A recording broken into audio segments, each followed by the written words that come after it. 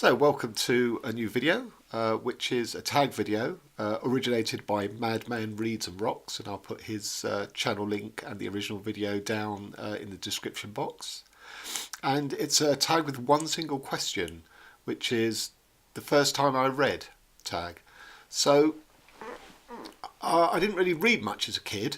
I'm going to talk specifically about my first adult read, but before I come to that, I can't remember being taught to read, but obviously I was taught to read at school. I don't remember how. I don't remember the books we were given, the primer books we were given, and why would you?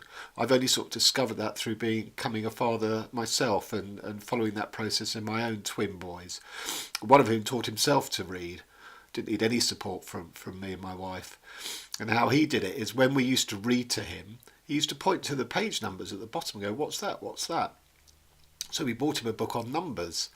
And very quickly through that, he taught himself to read. And he went to school, primary school, and they used to basically send him to the back of the class where there was a box of books, let him pick one up and entertain himself reading while they actually taught the rest of the class to read.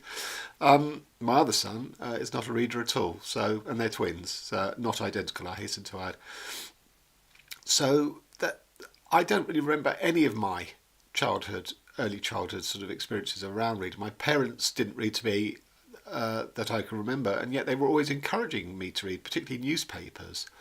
And I remember in our sort of old family house, we had a stairway up to the bedrooms, but there was a landing, a sort of a split landing. So you would go up the stairs, then there was a flat landing, then you go up the second set of stairs to get to the bedrooms. And on that landing were bookshelves with loads of books. And I remember Dennis Wheatley was in there, and I think Ian Fleming, James Bond's books were there. But I never, despite encouragement, I never went and picked a book out to read. And I don't recall my parents. I don't know how that bookshelf ever got filled up because I don't remember seeing my parents reading. So the only things I read as a child were the Asterix and Tintin books. Which I would sort of read over and over again. But basically I was a kid who was out in the garden playing sports all day. That's what I did. I didn't read books. And the only other book I remember reading is my father had a set of Just William books by, I think, is it Enid Blyton? No, Richard Crompton, that's right, Richard Crompton. And I think they were his own father's books because they seem to be published in the 1920s. And they were amazingly well preserved, sort of hardbacks. And I passed them on to my own son, the reader. So they were sort of almost 100 years old by then, and unfortunately they did sort of eventually all fall apart. So that we have no heirloom for him to hand over to any children he may have. So that was my sort of non-existent childhood reading. Again, through the experience of my children, there was no YA. When I was a kid. Obviously there were books written for young children, there were books written for teenagers, but it wasn't marketed as such, and you couldn't go down to the library and there would be like reading time where parents were encouraged to bring their kids, very young toddlers, sit on their lap while these books were read to them. There was none of that, but I had all that as a father myself to take my kids to reading time at library, story time and things like that, which is great and really well supported. So my first real read, certainly adult book, and I remember this in sort of very, very precisely because of its slightly strange circumstances. I was heavily into music, into sort of punk and new wave. I was just sort of buying albums for the sort of first time. And I had an older cousin who went to the same school as me, and he said, if you want some sort of cool points or credibility points, go and listen to this song by a band called The Cure, called Killing an Arab. And then go and read a book by Albert Camus called The Outsider. And I dutifully did this because, this seemed like a very good idea to score kudos at school. And I listened to The Cure song and it was great. And then I went and got hold of the book. I think I probably got it out of the library. I don't think I would have bought it.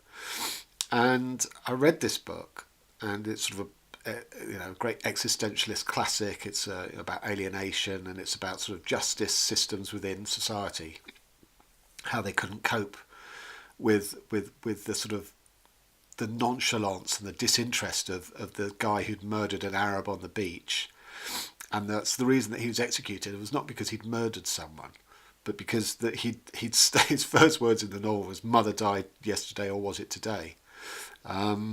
It's that sort of complete indifference, that sort of strange amoralism, no sort of moral compass. That's why society had to put him to death, because they could not allow that in their citizens. And this was a brilliant book. It really spoke to me. It's sort of age 16. I was just sort of turning away from that family home to sort of face the outside world and discover things like politics and morals and to think about them. And this book fed and spoke utterly into that. And I was so impressed that I then went out and got hold of, and this was definitely a library book, Camus' The Plague, which is a sort of an allegory for the Nazi occupation of France during the Second World War, which Camus had been a resistance mover against the Nazis. And it's basically a town that has sort of got outbreak of plague, and it's sort of in quarantine. And that was Camus' metaphor. And ever since then, I've been hooked. And what I don't understand is that for someone who didn't read until they were sort of 16, I don't understand where my vocabulary has come from, because the best way to support an expanded vocabulary is to read books, obviously. And I didn't do this for 16 years.